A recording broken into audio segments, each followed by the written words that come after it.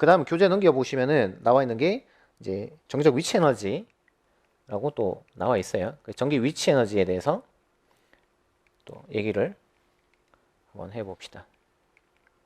뭐 이제 긴 내용이 나와 있는데요. 그 이제 하고 싶은 얘기는 뭐냐면 이제 결론은 이거예요. 뭐냐면 그러니까 우리가 이제 그 전기력 아이고 여기다 씁시다. 전기력이 네 R 제곱분의 K Q 라지 Q 스몰 Q 뭐 이렇게 쓸 수 있는데 여기는 쓸 수가 없죠. 근데 이걸 이제 간단하게 쓰기 위해서 전기장이라는 개념을 만들어낸 거예요. R 제곱분의 KQ. 그래서 이제 얘네들 사이의 관계는 네, F equal QE 뭐 이렇게 된 거죠. 네. 아니면은 뭐 E는 Q분의 F 이렇게. 자, 근데 우리가 여기서 또 무슨 개념을 이제 또 만들어내냐면 우리가 역학에서 위치 에너지 개념을 만들었잖아요. 왜냐면은 그 사각이 떨어진 이유가 이제 중력으로 다 표현이 되는데 이제 그것만으로는 좀 이제 부족하다는 거죠. 그래서 이제 위치 에너지라는 개념을 만들어서 위치 에너지가 낮으면 안정하니까 사각가 떨어진다 이런 식으로 표현하죠. 그래서 이제 위치 에너지는 기본적으로 스칼라니까 계산할 때 되게 2차원 계산할 때 2차원 운동할 때 분석할 때 되게 편하다라는 특징이 있었죠. 그래서 여기서도 마찬가지 여기서도 이제 위치 에너지를 이제 똑같이 약속을 합니다. 위치 에너지를 똑같이 약속을 하는데 이걸 확대를 좀 해서 해야 될 것 같네요. 그래서 이제 이렇게 쪼개서 본다면은 우리가 이제 F는 R제곱분의 KQQ라고 하고 그 다음에 전기장은 R제곱분의 KQ라고 하고 그 다음에 이제 요 사이의 관계식은 F를 Q로 나눠줍니다. 해서 이제 F는 QE 이렇게 나왔다는 건데 마찬가지 이제 위치 에너지라고 하는 거는 기본적으로 우리 이제 일과 에너지 정리할 때 그죠? 비보존적인 일은 운동에너지 변화, 위치 에너지 변화를 일으킨다 라고 했을 때 이거 이제 무시하고 생각을 해보면은 결국 이제 그 비보존적인 일은 위치 에너지 변화를 일으키는 거예요 그죠? 근데 이제 결국 위치 에너지 변화는 대충 러프하게 쓰면은 힘 곱하기 이제 거리 뭐 이렇게 쓸 수 있겠죠. 그래서 이제 여기다가 거리 R을 곱하면은 대충 R분의 KQQ 나오죠. 대충 뭐 이런 식으로 잘 표현을 유도를 하진 않지만 대충 야매로 유도한다고 치면 이렇게 쓸 수 있습니다. 그래서 이제 이렇게 되면은 이제 요게 그 위치 에너지의 이제 개념이 되는 거고, 근데 위치 에너지도 사실 이제 굉장히 복잡합니다. 그래서 위치 에너지도 이제 전기장 이제처럼 R분의 KQ라는 전위라는 거를 만들어 가지고 그래서 이제 결국은 이제 위치 에너지를 이제 스몰 q로 나눠 가지고 전위를 정의 내리는데 여기서 위치 에너지의 공식이 QV 이렇게 간단하게 나오는 거죠. 그래서 전기력도 간단하게 QE라고 쓰고요. 그 다음에 전기 위치 에너지도 QV 이렇게 간단하게 씁니다. 그러면은 이제 요게 이제 그 위치 에너지를 나타내는 가장 일반적인 표현이다 이렇게 쓰고요. 이때 이 V를 우리가 전위라고 하는데 그 어떤 사회적인 지위로 따지면은 얘는 누구랑 지위가 비슷하냐? 전기장하고 지위가 비슷하다. 네, 이렇게 보시면 되고요. 그 다음에 그 우리가 이제 역학이랑 잠깐 비교를 하면 재밌는데 우리가 역학에서 중력 위치 에너지가 보통 많이 쓰는 게 MJH였잖아요. 그러니까 그거랑 비교를 해보면은 이 M은 그 사과의 질량입니다, 그죠? 근데 여기서 Q는 그 시험자나의 그 전하량이에요, 그죠? 그러니까 이 부분은 둘 다 뭐냐 그 시험 대상의 물리량 이렇게 보시면 되고 그 다음에 얘는 누구랑 매칭되냐면 높이에 매칭이 되죠. 그래서 전이라고 하는 거는 명확하게 에너지에서 나왔지만 한편으로 우리가 이제 이해를 할 때는 뭘로 보냐면은 네, 높이로 많이 보더라. 높이처럼 이제 이해를 하더라. 그래서 보통 이제 여러분들이 중고등학교에서 전이 가르칠 때는 높이로 다 설명을 합니다.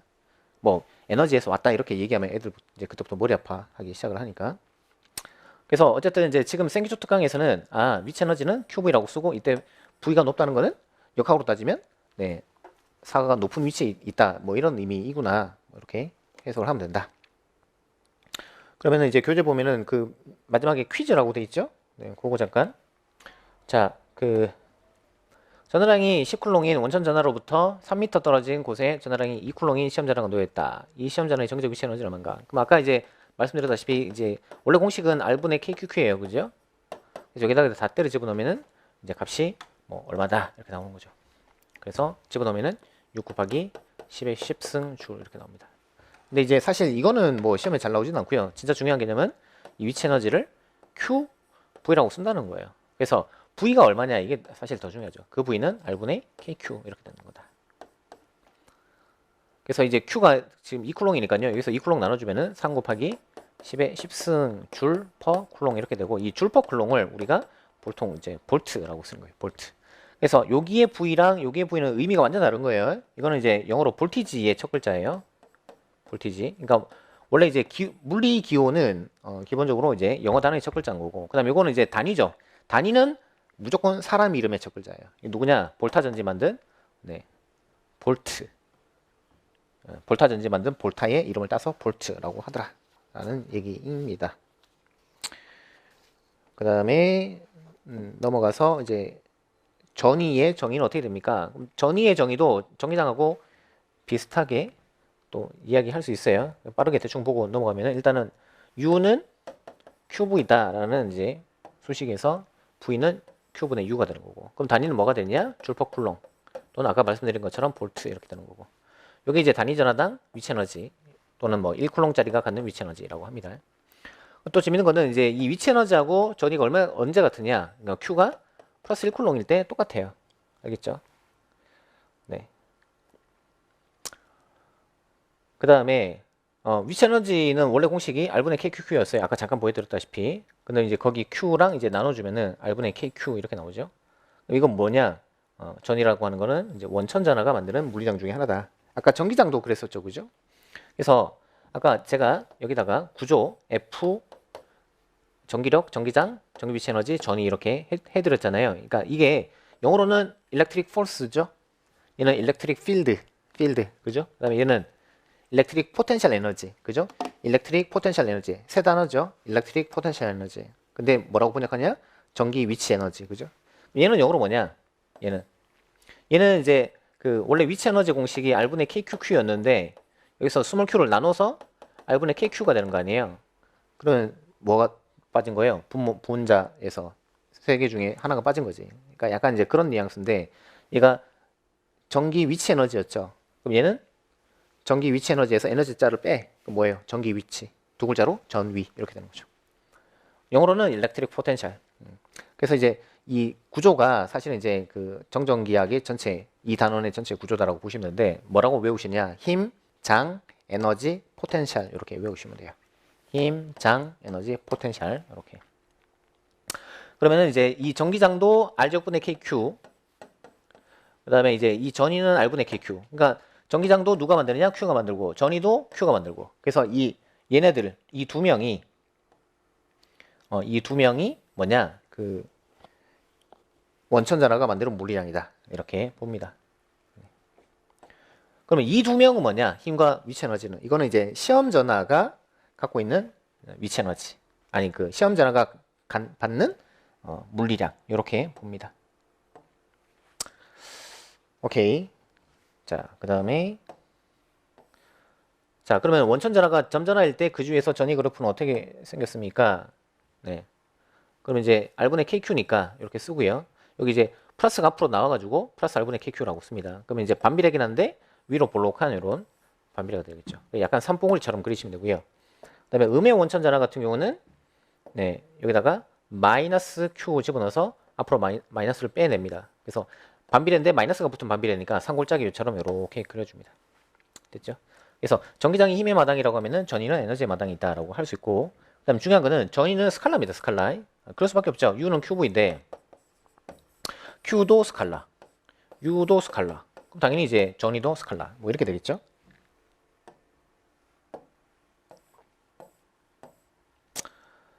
자, 그다음에 전위의 의미는 뭔가요?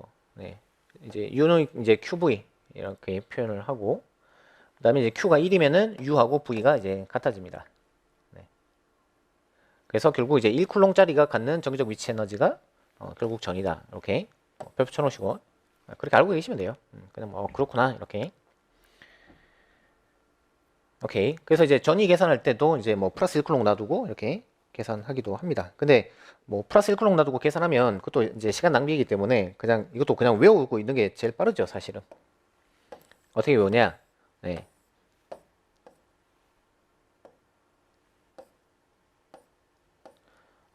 양의 원천 전하가 있으면은 그 주위에서는 삼봉우리처럼 이렇게 생기고요. 그다음에 음의 원천 전하가 있으면 산골짜기처럼 이렇게 생긴다. 뭐 이렇게 네, 대충 알고 계시면 될 것 같아요. 그다음에 퀴즈. 전하량이 4Q, Q인 두 전하가 서로 D만큼 떨어져 있다. 전위가 0인 지점이 어디냐? 이건 됐고. 요거 말고. 요거 봅시다. 요 퀴즈. 자, 다음 그림에서 P점에서 알짜 전위는 얼마인가? 일단 이제 뭐는 좋냐면 Q1에 의한 전위가 요 P점에서 2V가 만들어지고 Q2에 의한 거는 5V가 또 만들어졌답니다. 그렇다면 알짜 전위는 얼마냐라는 거예요. 이게 기본적으로 스칼라라 그랬잖아요. 그러니까 이제 알짜를 구할 때는 그냥 덧셈 해주시면 돼요. 답은 7V예요. 7V. 그래서 P점에서는 알짜 값은 7V다. 플러스 7V. 됐죠? 그리고 이제 여러분들 가끔 질문에 쌤 이게 플러스 마이너스가 붙어 있는데 그럼 이게 벡터라서 붙어 있어요? 라는 질문을 하는데 그렇진 않아요. 아까도 말씀드렸다시피 얘는 스칼라라고 얘는 스칼라입니다. 전위는. 근데 왜 붙었냐? 이거는 이제 굳이 따진다면은 어떤 상태를 나타내는 의미라고 보시면 돼요. 그러니까 그 대학물리 수준에서는 그 이제 우리가 위치 에너지가 플러스 10줄인 경우가 있고 위치 에너지가 마이너스 10줄인 경우가 있어요. 근데 위치 에너지는 플러스가 됐든 마이너스가 됐든 사실 그거는 크게 중요하진 않아요. 그 여기서 해석만 중요한데 뭐냐면 플러스 10줄이면 통상 뭐라고 보냐면은 청력을 받아서 가까이 갈 수 없는 상태. 그냥 겉도는 상태. 그러니까 예를 들어서 뭐 할까요? 여러분들이 이제 시집 장가를 갔어. 근데 부부싸움을 해가지고 본가에 갔어. 그러면은 부모님이 아이고 그래 잘했다. 이참에 갈라서라 이래요. 아니면은 되돌아가라고 쫓아내요. 되돌아가라고 쫓아내잖아. 그러니까 이제 내 본가로 봤을 때는 나는 내 청력을 받는 상태. 그러니까 이런 거를 이제 자유 상태 또는 산란 상태라고 하는 거죠. 또는 뭐 나는 이제 아직 시집 장가 안 갔는데 집에서 내놓은 자식이야. 그러면 뭐 나는 뭐 어디 밤에 나이트를 가든 어디 뭐 그냥 폭주족을 하든 부모님이 노타치 할 거 아니에요. 그러니까 그럼 나는 이제 자유 상태 또는 산란 상태라고 한다는 거죠. 근데 이제 마이너스 10줄이면은 이거는 이제 뭐라고 보냐면 속박 상태. 그러니까 인력을 받고 있는 상태. 어디 못 도망가는 상태라고 본다는 거죠. 예를 들어서 여러분들이 만약에 학원에 왔어. 그다음에 저녁에 친구랑 술 마시고 밤새도록 놀라고 했는데 엄마한테 전화 오죠. 빨리 안 놀아. 1시간 내려두라. 그럼 이제 집에 가야지. 그럼 이제 그런 게 이제 속박 상태라고 봅니다. 그래서 에너지의 이제 플러스 마이너스는 방향의 벡터라는 그런 의미가 아니라 하나의 상태, 구속돼 있냐 또는 자유로운 상태냐라는 걸 나타낸다는 거예요. 그래서 전위도 마찬가지 플러스 마이너스는 이제 물론 이제 전위 자체는 속박이나 구속을 나타내는 건 아니지만 어쨌든 전위도 이제 플러스 1쿨롱 기준으로 설명한다고 했으니까 플러스 1쿨롱이 봤을 때는 이제 요 플러스 전위는 이제 밀려나는 그런 상황 뭐 이렇게 뭐 대충 볼 수 있다. 그래서 이 플러스 마이너스는 벡터의 의미는 아니고 어떤 하나의 상태의 의미다. 그래서 일단 뭐 나중에 본 강의 가서 또 자세하게 말씀드리겠지만은 요건 좀 정확하게 알아두세요. 이게 양의 원천 전하면은 전위는 무조건 플러스예요. 이건 무조건 정해져 있어요. 그 다음에 음이면은 전위도 마이너스 반드시 음으로 나오는 거고. 그래서 아까 그냥 쑥 지나갔는데 이 공식 잘 보시면은 여기 뭐라고 돼 있냐면은 R분의 K에 플러스 마이너스 Q라고 돼 있죠. 그죠? 그러니까 Q가 플러스면은 전위도 플러스, Q가 마이너스면 전위도 마이너스. 뭐 이런 의미다. 왜 그러냐? 그러니까 여기서 띡띡 없어져서 그렇게 된 거예요. 그건 나중에 본강의 가서 자세하게 말씀드리고 대충 뭐 이런 식으로 표현할 수 있다. 자, 그 다음에 이제 조금 더 가서 등전이면의 도입에 대해서 잠깐 말씀드리고 쉬었다 합시다. 자, 여기 잠깐 보시면 전위의 의미가 어떻게 됩니까? 플러스 1쿨롱인 단위 전하가 갖는 전기 위치 에너지고 역학으로 따지면 이제 높이와 비슷한 개념이다. 그러니까 이제 전위가 높은 곳에 있으면은 그곳은 이제 조금 위태위태한 상태, 막 떨어질랑 말랑한 그런 좀 위험한 곳 또는 고공 그런 개념인 거죠. 그다음에 전기장이 힘의 마당이면 전위는 에너지의 마당이라고 볼 수 있다. 그래서 굳이 따진다면은 전위는 전기장의 에너지 버전이다.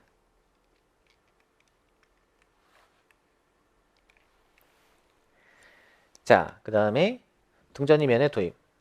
자, 우리 이제 전기장이 눈에 잘 안 보이니까 그걸 이제 시각한 게 전기력선이었죠. 그럼 얘도 마찬가지. 그 전이도 눈에 잘 보이지 않는 물리량이니까 눈에 보이게끔 하자 한 게 이제 등전이면이에요. 이게 뭐냐면 3차원 공간에서 전이가 같은 지점을 다 연결한 거죠. 그럼 이제 점전하에서 아까 R분의 K에 플러스 Q 이렇게 집어넣는다 그랬죠. 그럼 이제 플러스 R분의 KQ 이렇게 되는데, 그럼 예를 들어서 여기 점전하 원천전하가 있는데 R만큼 떨어져 있어. 근데 이 지점이 4V래. 그러면은 이 공간에서 4V인 지점이 몇 군데 있겠어요? 엄청 많겠죠. 그 다 모으면 뭐가 되겠어요? 하나의 원이 될 거 아니에요. 그게 이제 등전이면이라는 거죠. 그 다음에 만약에 거리가 2배 멀어졌어. 2R 됐어. 그럼 어떻게 되겠어요? 값이 2R 되면 네, 4V에서 2V로 네, 감소하겠죠. 그러면 이 공간에서 2V인 곳은 몇 군데나 있겠어요? 무수히 많죠. 역시나 다 모으면 하나의 원이 되겠죠. 9가 되겠죠. 그래서 그거를 뭐라 그러냐? 등전이면이라고 부른다. 뭐 이런 얘기인 거예요. 근데 이제 등전이면을 알고 있으면은 이제 뭐가 좋으냐? 전위 그래프를 이제 쉽게 유추할 수 있는데 뭔 얘기냐면은 전위 그래프는 이렇게 되잖아요. 그죠? 그러면은 이거를 3차원이라고 보면은 이게 뭐랑 같아요? 산하고 똑같은 거예요. 지리산하고 똑같은 건데, 그러면은 이제 지리산의 왜 그 높이가 똑같은 지점을 연결한 걸 뭐라 그래요? 등고선이라 그러죠. 얘도 마찬가지. 전위가 1V인 지점을 다 연결하면은 이걸 위에서 이렇게 내려다 보면은 뭐라고 보이겠어요? 네, 이걸 정상화 시켰다고 보면 이런 이거 네. 그다음에 이렇게 뺑 둘러 싸고 있으니까 그죠? 여기도 있고, 그다음에 여기도 있고, 여기도 있고, 여기도 있고, 여기도 있고, 여기 뭐 이런 식으로 있겠죠. 그러니까 이렇게 하나의 둥고선처럼 전위가 똑같은 지점이 하나 이제 원으로 나타납니다. 그죠?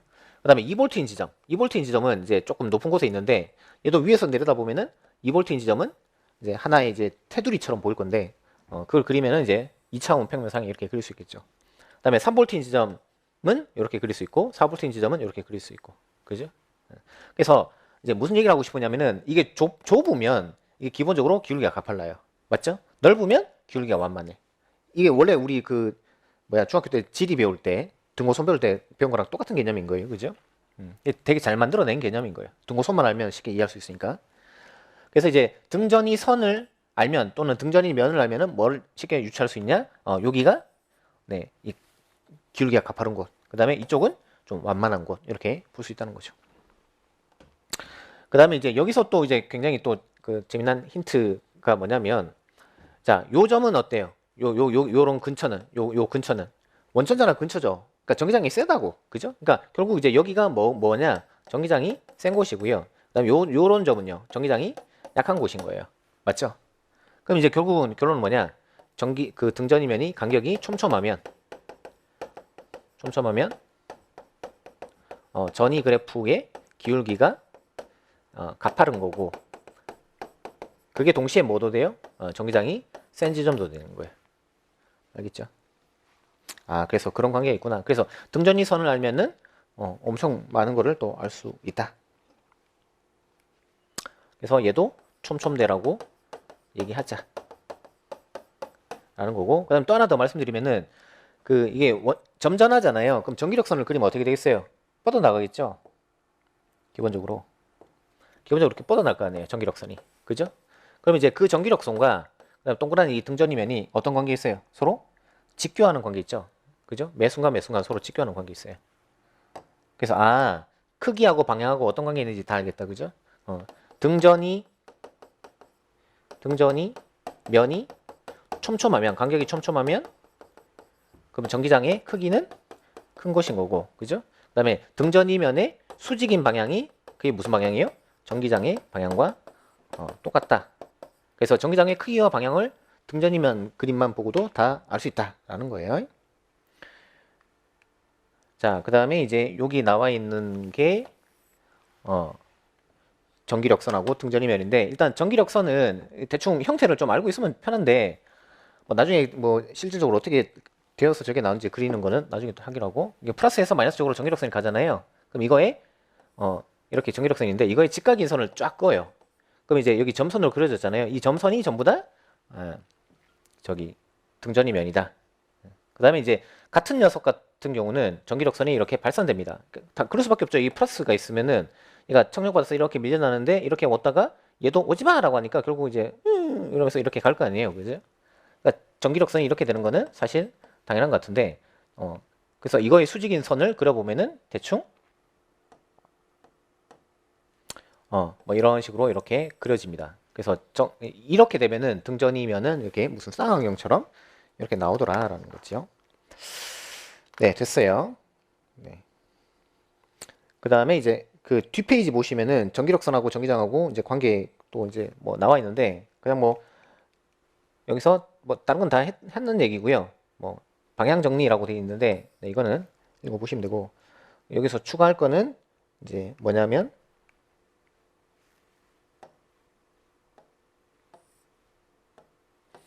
여기서 추가할 거는 네.